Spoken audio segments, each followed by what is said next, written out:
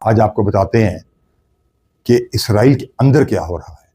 اسرائیل کے اندر اس وقت یہ دیکھا جا رہا ہے کہ وہ وہاں پہ زیتون کے درخت اکھاڑ رہے ہیں اور غرقت کے درخت لگا رہے ہیں، اور غازہ کے بھی کچھ علاقوں میں وہ یہی کر رہے ہیں۔ اور آپ اگر جانتے ہو تاریخ کہ غرقت کا درخت کیا ہے، کہ اس کے بارے میں کیا ہے سارا معاملہ، یہ وہی درخت ہے کہ جب حضرت عیسیٰ علیہ السلام آئیں گے تو یہ سارے اسرائیل یہودی اسی کے پیچھے چھپیں گے۔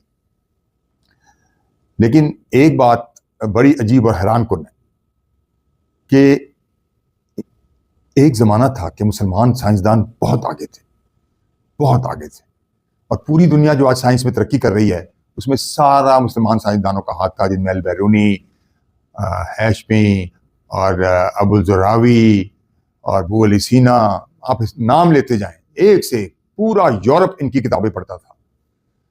اور آپ کو یہ بھی شاید پتہ نہیں کہ جو پرفیوم ہے ایجاد وہ بھی عربوں کی ہے۔ عرب لے کے جاتے تھے فرانس کے اندر کیا کہتے ہیں عطر، اور ان کو جا کے تجارت کرتے تھے، ان کو عطر بیچتے تھے۔ تو آج جو فرانس دیتے تھے خوبصورت پرفیوم بنا رہا ہے، وہ اس کے پیچھے ساری سٹوری جو ہے وہ عرب لے کے جاتے تھے قطر عطر، اور عطر لے کے جاتے تھے اور فرانس میں جا کے اس کو بیچا کرتے تھے۔ یعنی اتنا مسلمان آگے تھے، اور آج دیکھیں کیا حال ہے۔ اور آج دیکھیں اسرائیلیوں کو، دیکھیں کہ انہوں نے کتنے نوبل انعام حاصل کیے ہوئے، اور وہ غرقت کا درخت جو لگا رہے ہیں اس پر ریسرچ کیا کی ہے، ذرا سن کے آپ حیران ہوں گے۔ ان کی ریسرچ یہ ہے کہ یہ درخت جو ہے اس کے پتے پہ جو کیڑا بیٹھتا ہے تو وہ سنتا ہے، درخت بھی سنتا ہے، کیڑا بولتا ہے، درخت سنتا ہے، اس کا پتا سنتا ہے۔ یہ اپنے طور پہ دنیا کی شاید پہلی ریسرچ ہوگی۔ اور دیکھیں کہ اللہ کا نظام کیا ہے، حیران کن۔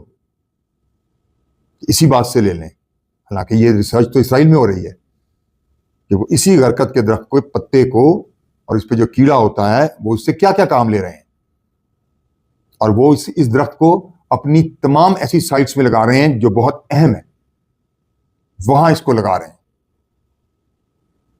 تو اس کی ساری لسننگ سنی جائے گی، سب چیزیں سنی جائیں گی، باتیں سنی جائیں گی۔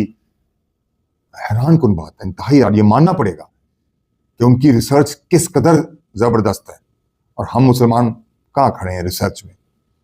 بالکل پیچھے۔ ہم صرف ڈاکٹر اور انجینئر بناتے جا رہے ہیں، دوسری کوئی بات ہی نہیں ہے، ریسرچ پہ کوئی کام ہی نہیں ہو رہا، جبکہ ہر فیلڈ میں ریسرچ ہونی چاہیے، اور ریسرچ کے بغیر آپ آگے ترقی نہیں کر سکتے۔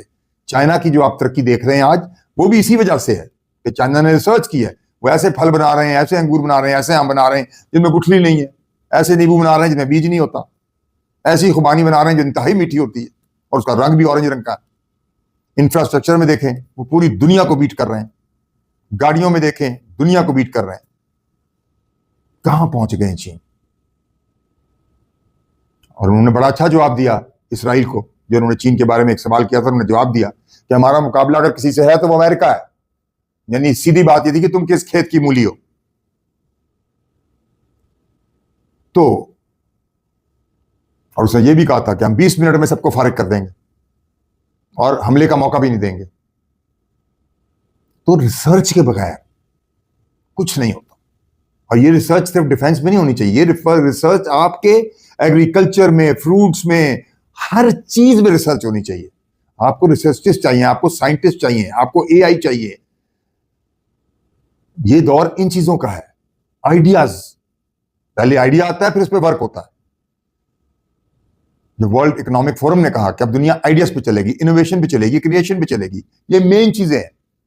اور ہم ایک زمانے میں سب سے آگے تھے، یہ سب سرجیکل آلات وغیرہ سب مسلمانوں، ابو القاسم زراوی نے بنائے، سارا آپریشن کا سسٹم بھی مسلمانوں کا ہے۔ سوچیں آپ، اور آج ہم کہاں کھڑے ہیں؟ عرب اسرائیلیوں کو دیکھ لیں کہ وہ اس درخت کے پتے سے کیسے ریسرچ کر کے انہوں نے کیا بات نکالی۔ ماننا پڑے گا کہ کتنے، آپ کو پتا ہے کہ وہ نوبل انعام بھی لیے میں اسی وجہ سے کہ وہ ریسرچ کرتے ہیں خاموشی سے۔ وہ اپنے گھروں میں کسی کو سگریٹ نہیں پینے دیتے۔ آپ اندر کے ان کے حالات نہیں جانتے، میرا خیال ہے بالکل، کسی کو سگریٹ نہیں پینے دیتے،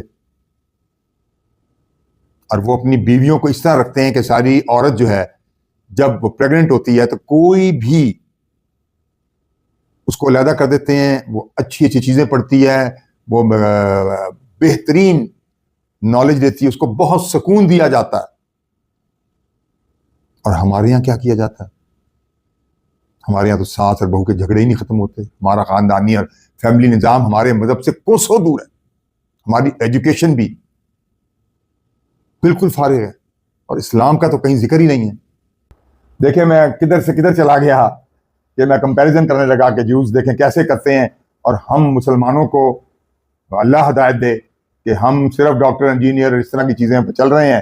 ریسرچ نام کی چیز نہیں ہے کوئی بھی، تو ریسرچ بہت ضروری ہے۔ میں بار بار اپنے بلاگ میں نے کہا ہے کہ high tech science, I T اور ریسرچ، یہ اس پہ بڑا زور دینا چاہیے تاکہ ہم بھی صفحے اول کے ملکوں میں کھڑے ہوں، ٹھیک ہے؟ اور پاکستان میں ٹیلنٹ کی کمی نہیں ہے۔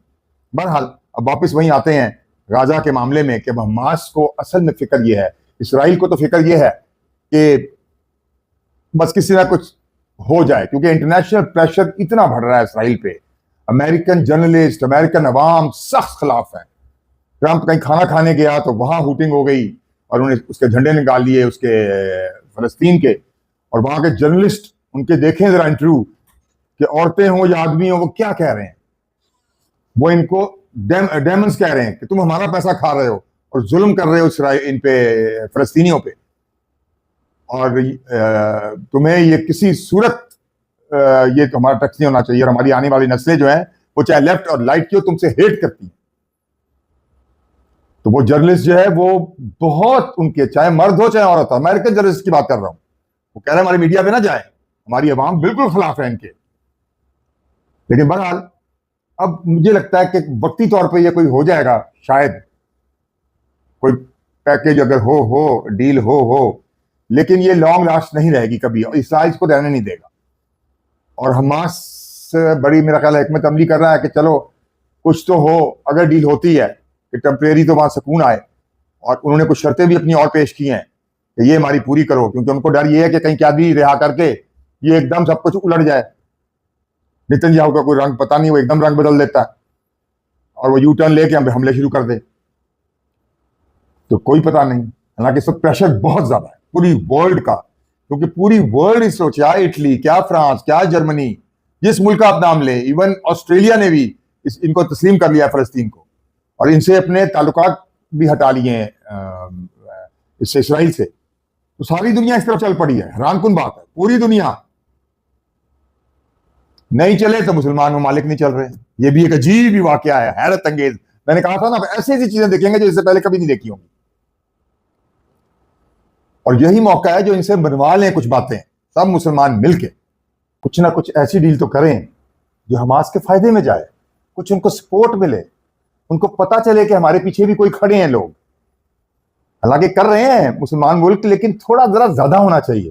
بہت ظلم ہوا ہے ان کے ساتھ، بے حد ظلم ہوا ہے، ایسی نصیر نہیں ملتی ایسے ظلم کی۔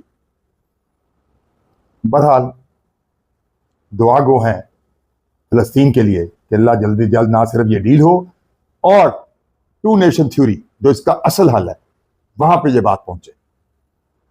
میں ہوں جمال ناصر اور آپ میرا بلاگ دیکھ رہے ہیں۔ شکریہ، نیکسٹ بلاگ تک، اللہ۔